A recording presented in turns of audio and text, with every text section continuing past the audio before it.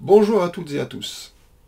Je viens de publier aux éditions JMG mon livre qui est intitulé « Nous sommes lumière ». Avec en sous-titre « Nous venons de la lumière et nous retournons à la lumière ». Alors c'est un sous-titre un petit peu énigmatique, j'en conviens, mais nous allons voir que ça correspond à une réalité.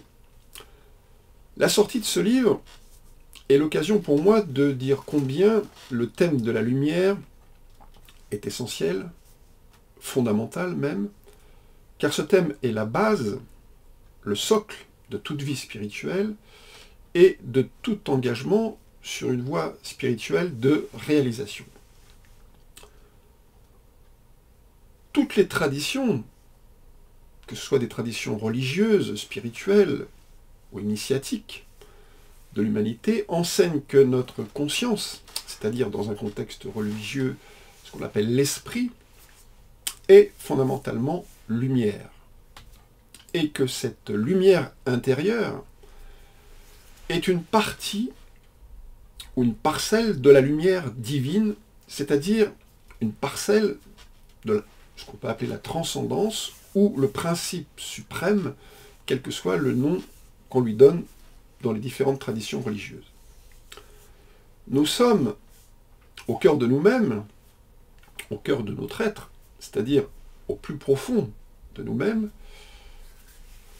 Nous sommes comme un fragment incarné de cette grande lumière dont parlent tous les mystiques, particulièrement les mystiques chrétiens, et ceux qui ont vécu une expérience de mort imminente, ou EMI, expérience qu'il serait peut-être plus juste d'ailleurs d'appeler expérience à l'approche de la vie, car cette vie, avec un V majuscule, cette vie dans la lumière, tous les expérienceurs le disent, c'est la vraie vie. C'est la vraie vie. Vis-à-vis de laquelle on peut dire que notre vie terrestre semble un petit peu pâle et bien terne.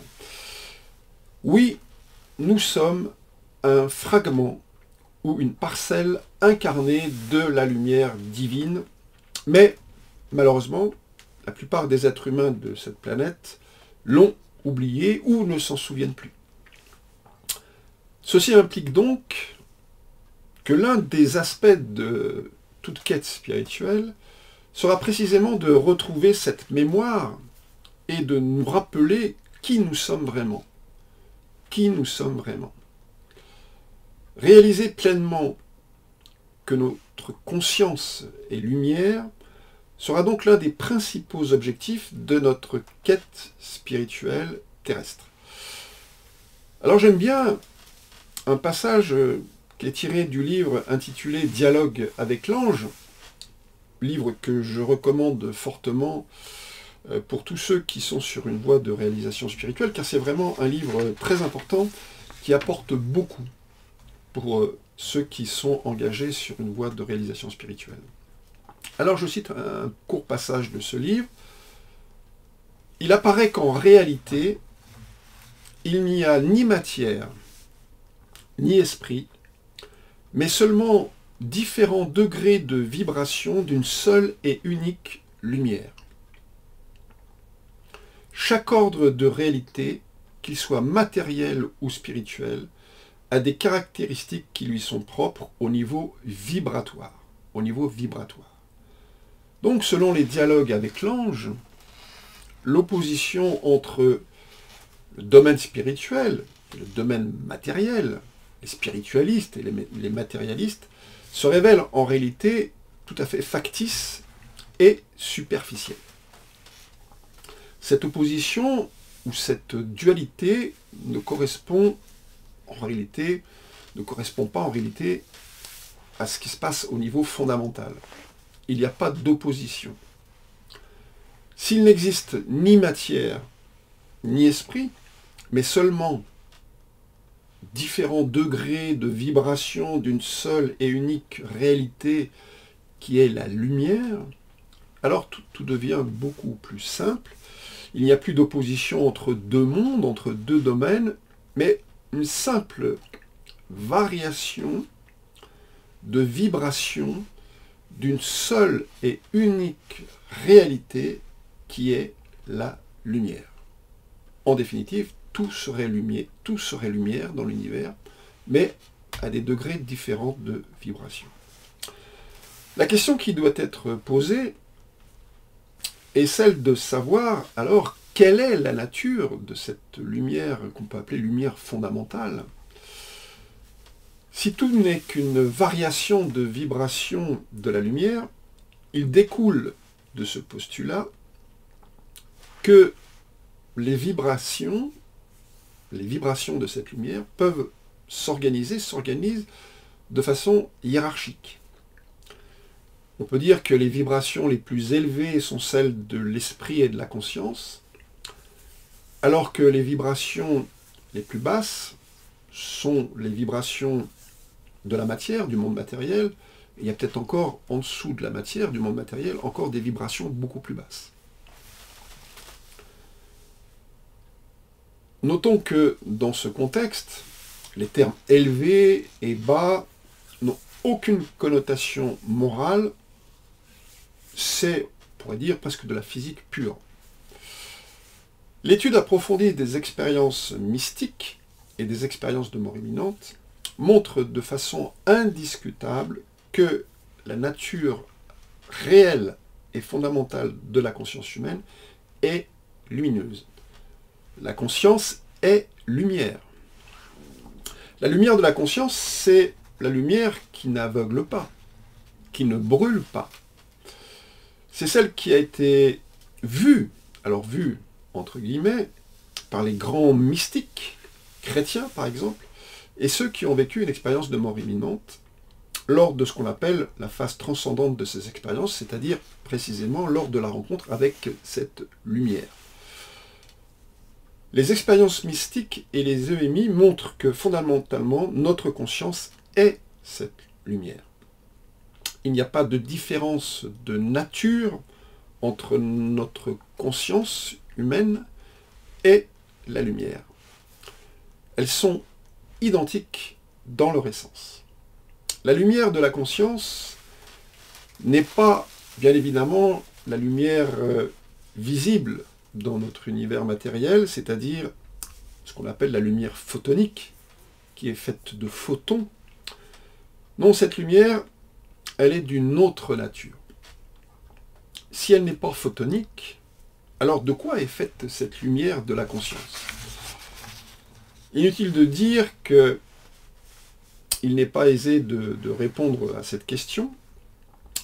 La seule chose qu'on puisse dire, en toute certitude, c'est que tout ce que nous pouvons dire de cette lumière ne peut être qu'approximatif et partiel. C'est quelque chose qui nous dépasse. La réalité ultime de la lumière reste insaisissable, indicible. Disons que la lumière que nous percevons avec nos yeux, la lumière photonique, est analogue à la lumière de la conscience. La lumière physique qui est captée par nos yeux est comme je dirais comme le symbole, si je puis dire, de la lumière de la conscience. C'est une représentation de la lumière de la conscience, ou de la lumière divine. Et souvent, dans les iconographies, on représente la lumière divine par un soleil, mais c'est simplement un symbole, une analogie. Dans son livre magnifique, et vraiment d'une très grande profondeur, qui est intitulé « N'ayons pas peur de la mort », je recommande fortement ce livre, Nicole Montineri décrit ainsi son expérience de rencontre avec la lumière lors de son expérience de mort imminente. Je cite son texte. « L'espace se trouva dissous en une lumière qui embrassait tout le champ, son champ de vision. C'était une lumière totale, différente de celle que l'on connaît habituellement et qui fait des ombres et des creux. Elle ressemblait à celle dont parlent les mystiques comme saint Thérèse d'Avila ou saint Jean de la Croix. C'était une lumière éclatante, sans être éblouissante, est riche de signification. Nicole Montineri constate, je cite, « La lumière traversait librement ma conscience, la nourrissait, était sa substance même. La lumière était la substance de la conscience de Nicole Montineri. » Quelques lignes plus loin, elle revient sur l'identité lumière-conscience. Je cite, « La lumière n'était pas vue, ne pouvait pas être vue, puisque la conscience était cette lumière. »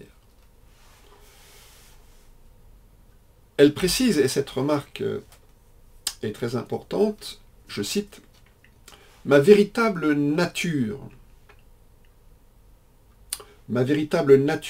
dans cette absence de moi-même, était cette lumière intense qui transportait une information signifiante et apaisante. » Elle reconnaît enfin, je cite, « On ne peut pas décrire la lumière de la conscience, la lumière de l'intelligence. On ne peut pas la décrire. » Alors dans ces quelques passages tirés de son livre, on voit que Nicole Montineri décrit une lumière consciente, conscience, qui est riche de signification, qui transporte une information qui a du sens et qui est apaisante, Donc rien à voir avec la lumière physique générée par le soleil, qui éclaire notre monde, et qui fait, comme dit Nicole Montineri, des creux et des ombres. La lumière qui est décrite lors de la phase transcendante d'une EMI est d'une toute autre nature. Cette lumière est située en dehors de l'espace et du temps, hors des contraintes matérielles et des limitations qui sont propres à notre corps. La référence à Sainte Thérèse d'Avila ou à Saint Jean de la Croix est très digne d'intérêt, car la lumière vue, entre guillemets, encore une fois, par les mystiques, qui n'est pas la vue des yeux du corps physique, cette lumière n'est pas différente de celle qui a aussi été vue par les expérienceurs, c'est-à-dire par ceux qui ont vécu une expérience de mort imminente. Voici comment Thérèse d'Avila parle de cette lumière, je cite. « La différence est si grande entre la lumière qui frappe nos yeux et celle qui brille dans ce séjour où tout est lumière, qu'il n'y a pas de comparaison à établir. La clarté du soleil ne semble plus que laideur. Non, l'imagination la plus subtile est incapable de se peindre, de se représenter cette lumière telle qu'elle est. Les sens se trouvent alors dans une telle jouissance et une telle suavité qu'il est impossible d'en donner l'idée. Ainsi, mieux vaut n'en rien dire de plus. » Fermez les guillemets. Très belle citation. Plus loin, Thérèse d'Avila ajoute, je cite, « Tout ce que je vois avec les yeux du corps me fait alors l'effet d'un rêve et d'une plaisanterie. Ce que l'âme a perçu de ses yeux intérieurs, voilà ce qu'elle appelle de ses voeux. » Fermez la parenthèse. Cette dernière remarque sur le fait que le monde lumineux, le monde de la lumière, vu par les yeux intérieurs de l'âme, est plus réel que celui vu par les yeux extérieurs du corps, rappelle de façon aussi frappante les impressions rapportées par les expérienceurs, ceux qui ont vécu une expérience de mort imminente. On retrouve les mêmes réflexions. La lumière de l'au-delà semble beaucoup plus réelle, beaucoup plus resplendissante, beaucoup plus vivante que la lumière terrestre. nombreux en effet sont les expérienceurs qui disent que ce qu'ils ont vu dans la lumière est plus réel que ce qu'ils ont vu, que ce qu'ils voient, ce que nous voyons dans notre existence terrestre. Ils sont unanimes pour dire que la réalité perçue lors de la phase transcendante d'une EMI est infiniment plus réelle que celle dans laquelle nous vivons sur Terre. Sainte Thérèse d'Avila n'hésite pas à dire que la réalité perçue par les yeux du corps n'est qu'un rêve, une plaisanterie, un théâtre, un décor, par rapport à la réalité vue par les yeux de l'esprit. Cette différence de qualité entre ces deux réalités est un indice qui suggère qu'il existe entre elles une grande différence de richesse dans ce qu'on peut appeler l'information. Dans le monde lumineux de la conscience, c'est-à-dire les yeux intérieurs de l'âme, l'information est d'une très grande richesse. Alors que dans celui de la matière, la quantité et la qualité de l'information, si on peut dire, est plus pauvre. Alors c'est un point qui est assez important, puisqu'on peut étudier aussi cette lumière d'un point de vue, on va dire, physique, entre guillemets. C'est un point essentiel car on peut postuler que la conscience est ce qu'on peut appeler de l'information pure. La conscience serait de l'information pure. L'information qui existerait en dehors de tout support matériel. Peut-être que c'est là justement la différence entre cette lumière fondamentale de l'au-delà et de la lumière matérielle, c'est que dans l'au-delà, elle n'a peut-être pas besoin de support, alors que dans notre monde matériel, elle a forcément, cette information, elle a un support. Alors, que ce soit des ondes électromagnétiques, que ce soit un courant électrique, on peut imaginer toutes sortes de supports. Dans les EMI,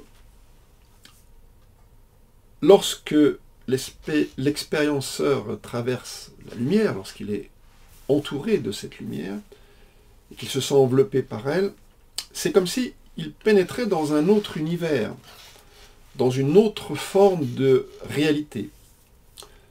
La lumière semble être un univers à part entière, ou comme une sorte de porte qui permettrait de rentrer à l'intérieur de cet univers.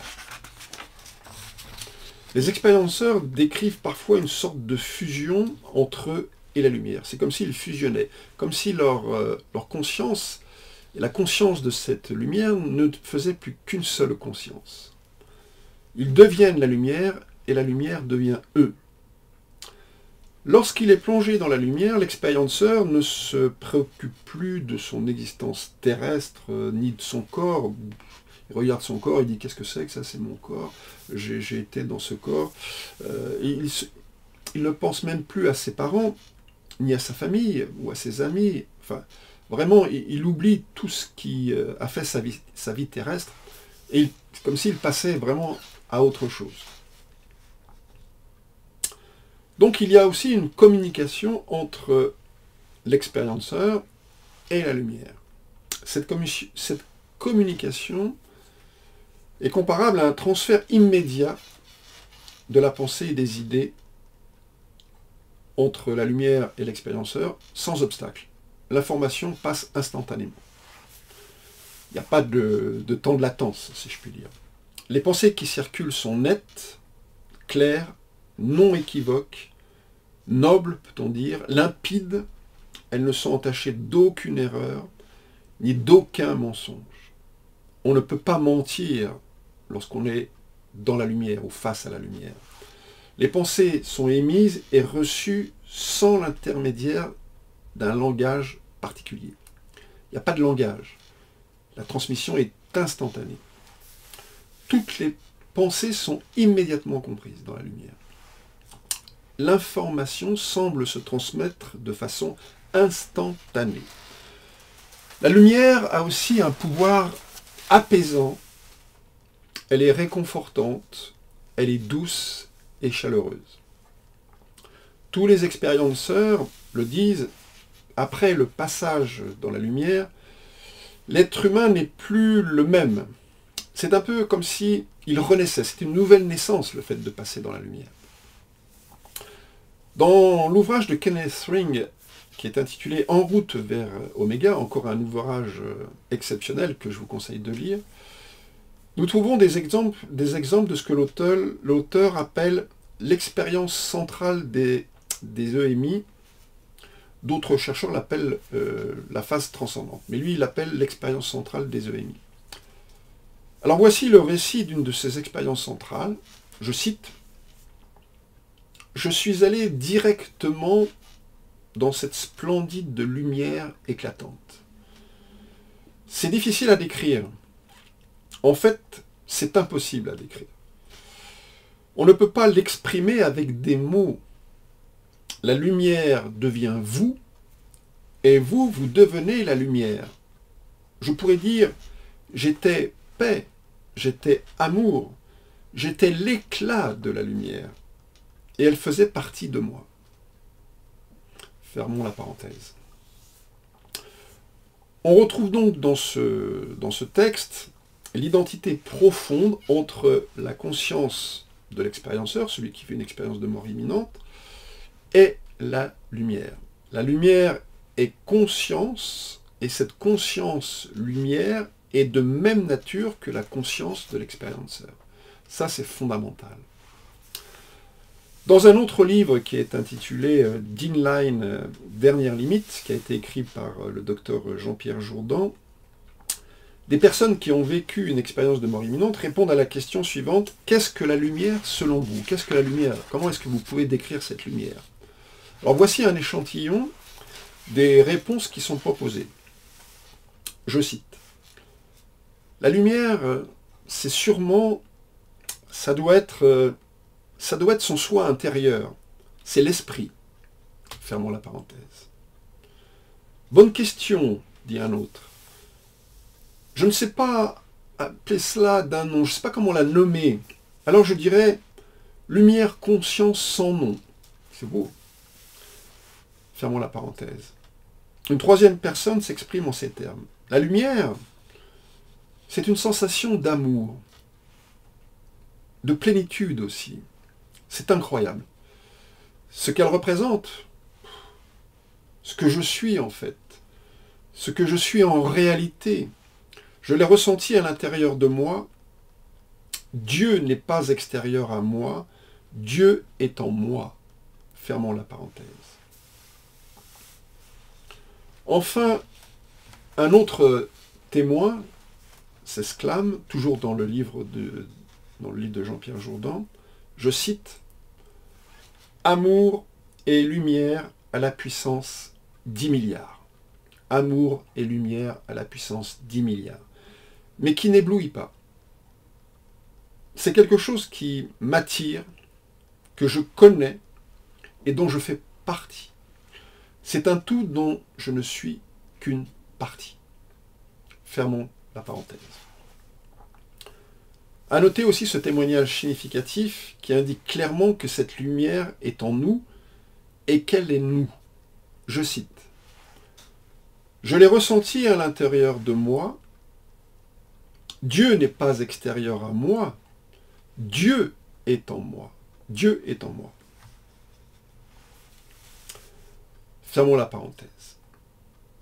En approfondissant les caractéristiques de la lumière, cette lumière fondamentale, au travers des témoignages des personnes qui ont vécu une expérience de mort imminente, nous comprenons que si notre conscience est lumière, cette lumière, c'est aussi l'amour, l'amour inconditionnel. Et c'est aussi la vie.